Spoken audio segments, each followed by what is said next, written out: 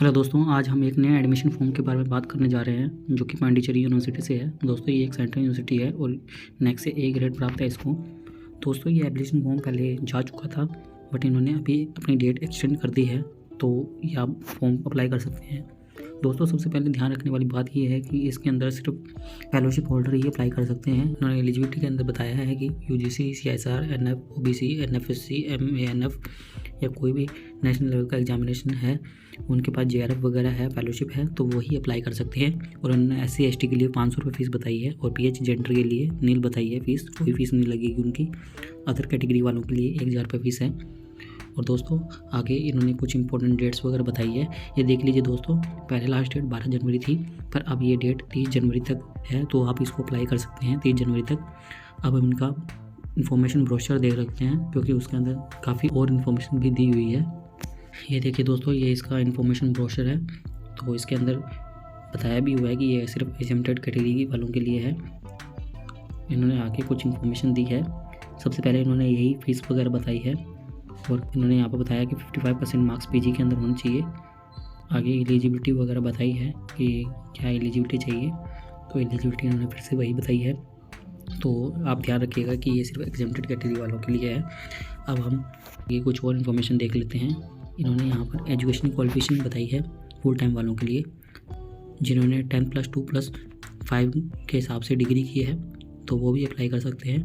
Normally ये मान के चलिए कि इसके अंदर 55% मार्क्स आपके मास्टर डिग्री के अंदर होने चाहिए।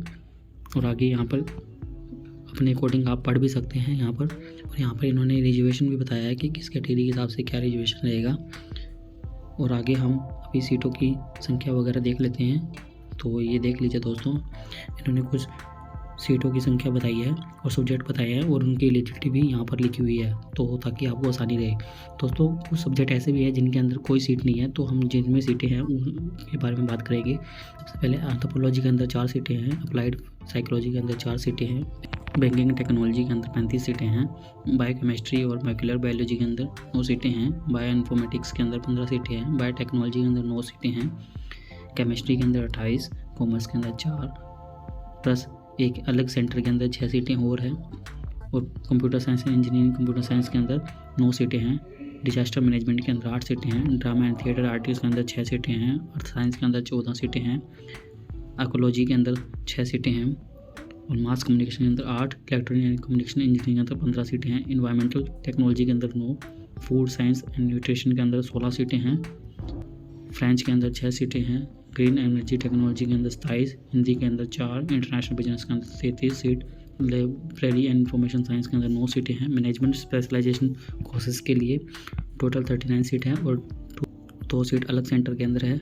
मरीन बायोलॉजी के अंदर 6 सीटें हैं, मैथमेटिक्स के अंदर 4 सीटें हैं, नैनो साइंस के अंदर 9 सीटें, फिलोसफी के अंदर 9, फिजिक्स के अंदर 20, पॉलिटिकल एंड इंटरनेशनल स्टडीज़ के अंदर 6 सीटें, संस्कृत के अंदर 8, सोशल एक्सक्लूजन के अंदर 4 सीटें, सोशल वर्क के अंदर 8, सोशोलॉजी के अंदर 4, वुमेन स्टडीज़ के अंदर 8, स्टडीज़ के अंदर 9, तमिल के अंदर 9, टूरिज्म स्टडीज़ के अंदर 4।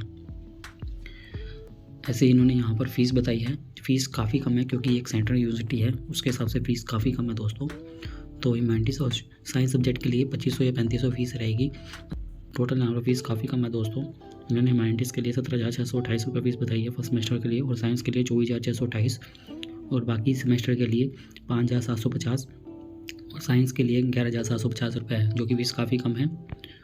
और आगे कुछ और इन्फॉर्मेशन वगैरह है जो आप अपने अकॉर्डिंग रीड आउट कर सकते हैं। पॉलिसी वगैरह जो भी है इनकी, इन्होंने आगे पूरा इन्फॉर्मेशन दी है।